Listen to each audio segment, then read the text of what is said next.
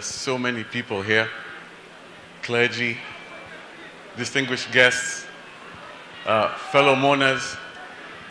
If I could have your attention for a bit. I've been struggling to come here, but this time I do realize I prayed for this, and I realized He would want me to say something, so this wouldn't be for me. This would be what He would want me to tell you at this point. And it might offend some, it might be boring for others, but you'll know that it's coming from Him. So, the first thing I keep hearing, you know this is not supposed to be a political event, but the reason is people forget the reason why my father would say that. It's because deep down, and it has been said before, he believed everybody was the same. And he thought things like politics, tribe, all of that stopped people from being the best version of themselves. He thought that if anybody ever focused on that, they forgot on just doing what they're supposed to do and being the best version of themselves. So that's one thing I'm happy that everybody's here, and you can tell, those who remember him, those who spend time with him, they always say it always comes back, and for that, I'm very grateful and very respectful. So that's the first thing. There are two things I have to say. Sorry, let me calm down. So there are three types of knowledge. There's explicit knowledge. This is where somebody has to tell you directly what to do. This is what you expect all the time. Somebody comes and tells you, do this, do this, do this, and you think you'll be learning. The second is implicit knowledge. This you're not told. This you watch, you look around, and you learn what to do. You learn how to react. You learn how to carry yourself. And then the last one, which has really hit me of late, is tacit knowledge. Tacit knowledge, you will be told time and time again by many different people, but you don't realize how important it is until you are there at that time. And that keeps on coming. And I think that was the strength of my father. It's because he was brash, he was straightforward, he was not perfect, but he taught me it doesn't matter what a person is. What matters at the end of the day is what they do. And I'll repeat the same thing that I want you to take back. He always let everybody be the best version of themselves. If he ever saw you be a bit better, he would never let you go back. He would shout at you, he would tell you this, he would challenge you. If anything happened in your life, he completely switched and tried to help you come back up. And with that, he got very many different strange friends, and I think that that's a blessing. And that's the second thing that I want to say.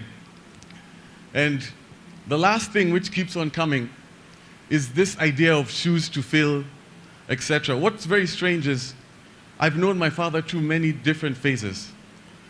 But it seems the one that people will remember is the cabinet secretary, because that was the last one towards the end. But I remember of all of his different phases, the things that excited him were never the position. The thing that excited him was the ability to do something. And I remember this story came to me yesterday, and I started smiling. Was the first time the results came out, and he got the call when he found out where number one came from. And I can't remember, it was this young girl. And I remember he was with me at the time, and he was so happy, because it has been said here, it's because he was able to give somebody a chance. And I think that's what needs to be remembered. He believed everybody was the same, and he always believed he would fight to give you the chance to do as much as you can for everyone.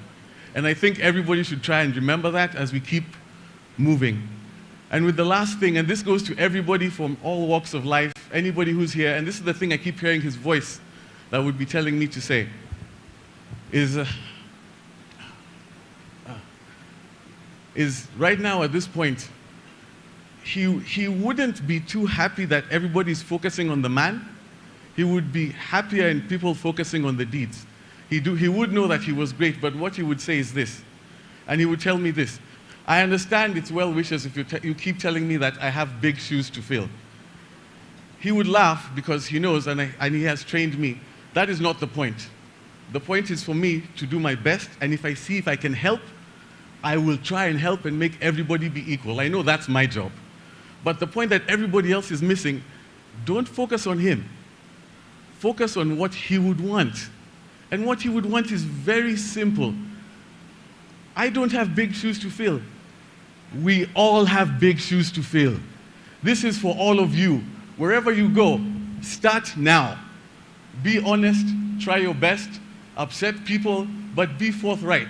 You don't have to be the best person in the world. You don't have to be the nicest person in the world. But you know what you can do? You can give everybody an equal chance in whatever it is that you do. And if you do that, you will be honoring the memory of my father. So thank you all.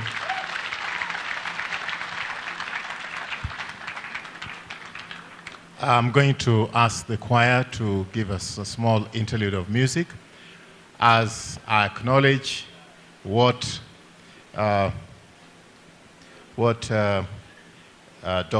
Michael Magoha has just said.